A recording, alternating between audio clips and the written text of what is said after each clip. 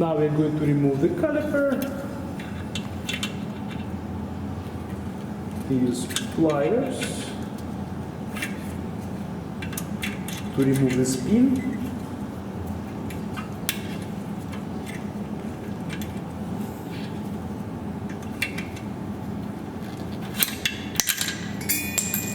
And then we will remove the spring and the brake pads.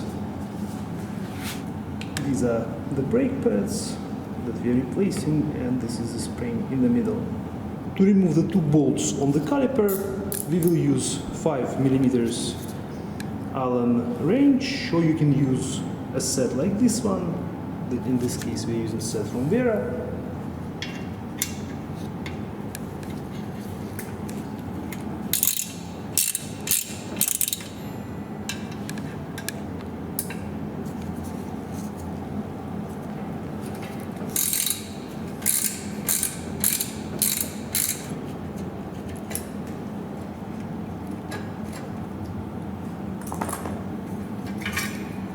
And now you'll be able to remove the caliper completely.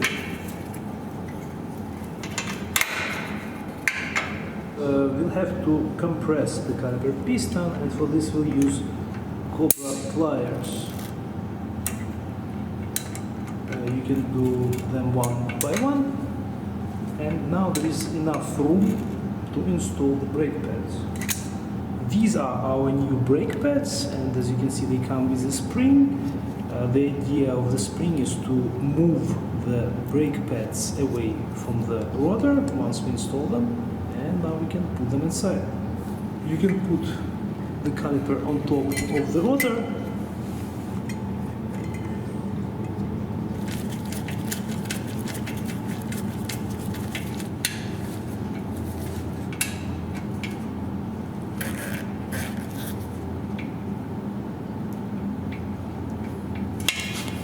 Don't tighten these bolts yet all the way. The caliper should be able to move slightly. Now we can insert the brake pads. The caliper should be approximately in the middle of the on top of the rotor. Now the clip will go in.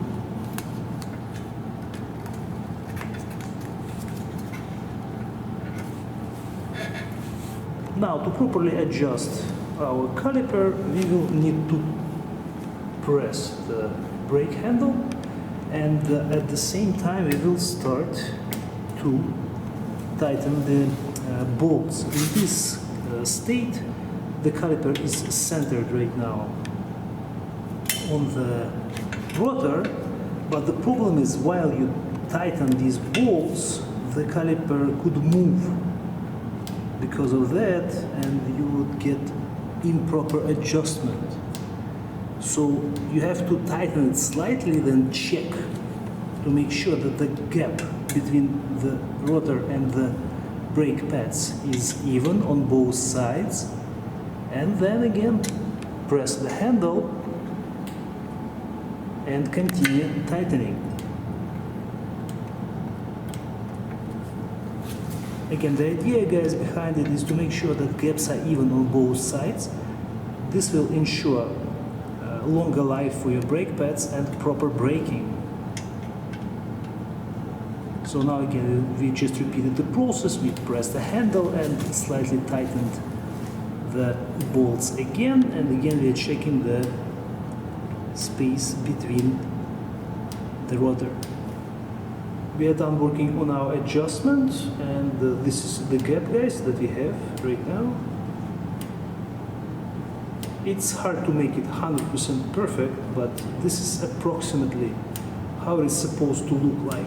When you press the handle, it will grab the rotor on both sides, and when you release it, there should be even gap on both sides. So this is what we are trying to achieve without the rotor moving in the middle. The final torque for these bolts should be between 6 to 8 Newton meters. We'll use a torque wrench.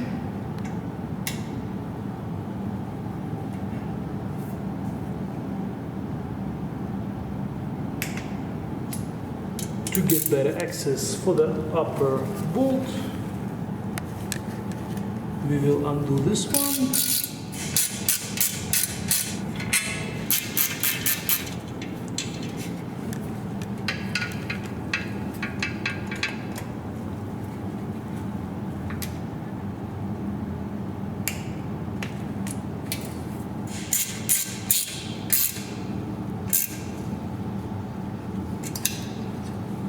Thank you guys for watching. I hope this video was helpful. We'll see you in the next one.